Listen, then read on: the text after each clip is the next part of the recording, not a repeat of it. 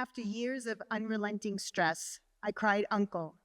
And in April, I registered for the intensive outpatient program at Beautiful Minds. At my intake appointment, I was a mess. Ask Dr. Binus, he'll tell you. I was on the brink of tears, was talking too fast, and losing my train of thought. The stress and anxiety, piled onto a lifetime of both, had taken its toll. By unrelenting stress, I mean a divorce from, and a few years later, the death of my ex-husband, my mom's debilitating depression, dementia, and passing, and a devastating mental health diagnosis for one of my daughters.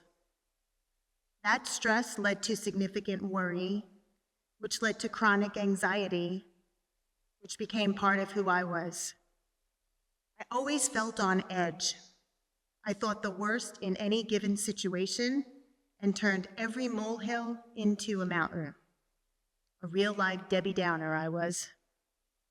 I couldn't rest because my mind was always racing.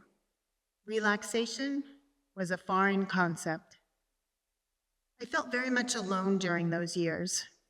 I was laser-focused on taking care of my girls after the divorce and loss of their dad, on taking care of my mom, who lived out of state, and on taking care of my daughters, one who was suffering and the other who was so worried about her sister. I took care of the people who meant everything to me, but I didn't take care of myself, and I didn't let anyone else take care of me. I can do this on my own, I insisted. Besides, no one could possibly understand. So, I bailed at the last minute on well-meaning friends who wanted to see me, hug me, check in on me. I canceled therapy appointments because I was so sick of talking about it all. I worked and worked some more to take my mind off the hard stuff and to keep the ever-growing anxiety at bay. It spilled over anyway. Connection? That was the last thing I wanted. But as I learned at the IOP, it's what I needed most. I was taught the Beautiful Minds acronym, Choose Life, which represents the tools that help our mental health. Wouldn't you know it, as Dr. Binus pointed out, the first letter is C, which stands for connection. During the 3 weeks I spent at the IOP, I was reminded that connection and community are crucial to our mental health. Sharing my struggles and listening to the struggles of the other patients somehow eased my anxiety. I realized I don't need to navigate life on my own. I learned that other people do understand.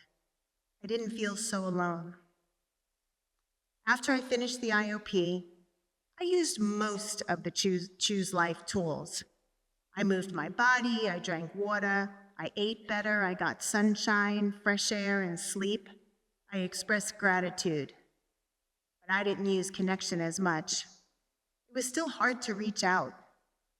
It's been a lifetime of not asking for help, decades of doing it on my own.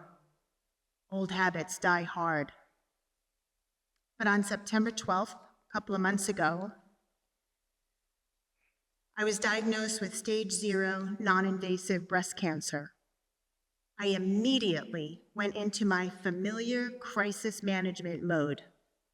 I was going to handle this on my own and not worry my daughters or friends.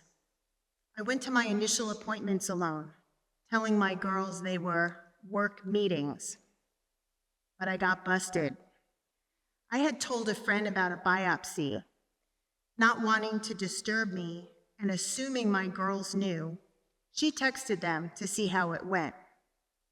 How what went, Mom? They asked in a tone usually reserved for parents when their child gets caught in a lie. I came clean, and I promised to keep them in the loop and ask for help.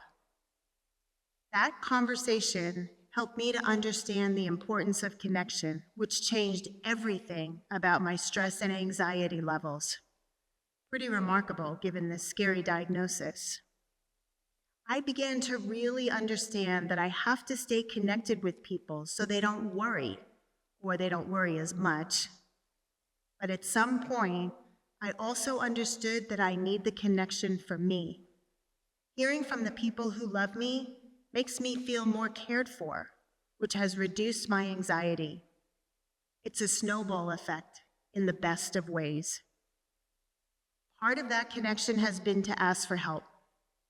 After surgery, I graciously accepted dinners from friends. It wasn't just the dinners, though. It was the company of dear friends who visited when they came to drop off the food. The gentle hugs, the laughter, the checking in, it was all so great. Life after surgery has been a whirlwind of appointments and tests and phone calls with my medical team. It can be overwhelming. And when it is, I don't go into work mode to reduce my anxiety. I don't crawl under the covers. I call one of my daughters or meet up with a friend. That naturally keeps my anxiety at bay. At my last appointment with Dr. Binus, I was on such an even keel.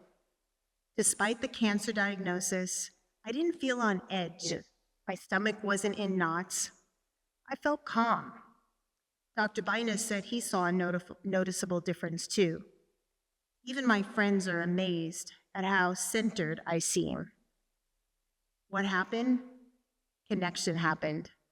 When I was facing so many challenges by myself, I was a wreck all the time. The last thing I wanted was connection. It was easier to do it on my own, even if it meant constantly feeling overwhelming stress and anxiety. My daughters convinced me that I don't have to be on this cancer journey alone. Little by little, I'm embracing connection, and it's making all the difference. I feel a lightness and a spirit that I haven't felt in a really long time, which puts me in a much better headspace to take on the biggest challenge of my life. I would remind anyone struggling with their mental health of the expression, "It takes a village." Even when you feel alone or isolated, like no one could possibly understand, you're not alone. Connection is the antidote. Thank you.